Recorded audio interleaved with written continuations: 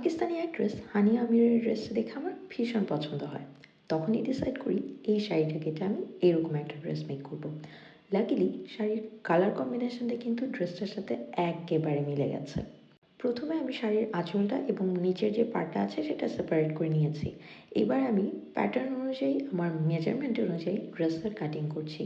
আর সবসময় জর্জেট কাপড় কাটিং করার সময় পিন করে নেওয়াটা অনেক বেশি ইম্পর্ট্যান্ট। তা না হলে হাত থেকে স্লিপ করে যদি একটু সরে যায় ড্রেসটার কাটিং কিন্তু নষ্ট হয়ে যেতে পারে। সুতি কাপড়ের কম্প্যারিজনে জর্জেট কাপড় মেক করাটা একটু টাফ। কারণ হচ্ছে এই কাপড়টা অনেক বেশি স্লিপ করে। আর যখন সুইং মেশিনে সেলাই করতে যাবেন তাহলে অবশ্যই এটা পিন করে তারপর স্টিচিংটা করতে হবে। শাড়ি কাটতে কাটতে মনে হলো ড্রেসটা মেক করার জন্য আমি আমার শাড়িটাকে রীতিমতো ধ্বংসই করে ফেললাম। হানি আমির ড্রেসটাতে কামিজের লেন্থ একদম লং ছিল, যার কারণে আমি রেখেছি 50। কাপড়ের লেন্থ যদি ফুল লেন্থ দিতে হয় তাহলে অবশ্যই মাথায় রাখতে হবে যে কাপড়ের ঘেরটাও একটু বেশি দিতে হবে, তা না হলে হাঁটতে অসুবিধা হতে পারে। এজন্য আমি একদম ঘেরটা যথেষ্ট চড়া রেখেছি। এর সাথে ম্যাচ করে আমি ডিসাইড করেছি একটা ট্যাসেল মেক করব, যদিও মেইন ডিজাইনটাতে কিন্তু ট্যাসেল ছিল না।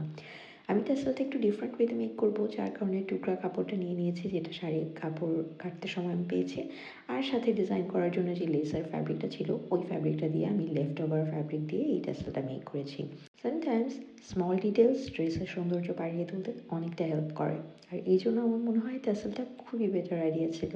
অ্যান্ড ফাইনালি ড্রেসটা যখন মেক করে ফেলেছি আমার কাছে দেখতে এটা ভীষণ ভালো লাগছে।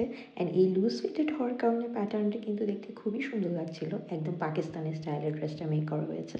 অ্যান্ড ভিতরে যেহেতু ইনার প্রয়োজন আমি কিন্তু একটা লাইট কালার ইচ্ছা করে রেখেছি, কারণ তোমরা নোটিস করে দেখবে যে হানি আমিরের যে ড্রেসটা ছিল ওইটাতেও কিন্তু ইনারটা একটু লাইট কালারের ছিল। সো আমার কাছে মনে হয় এই ইনারটা এটার সাথে খুব ভালোভাবে মানিয়েছে।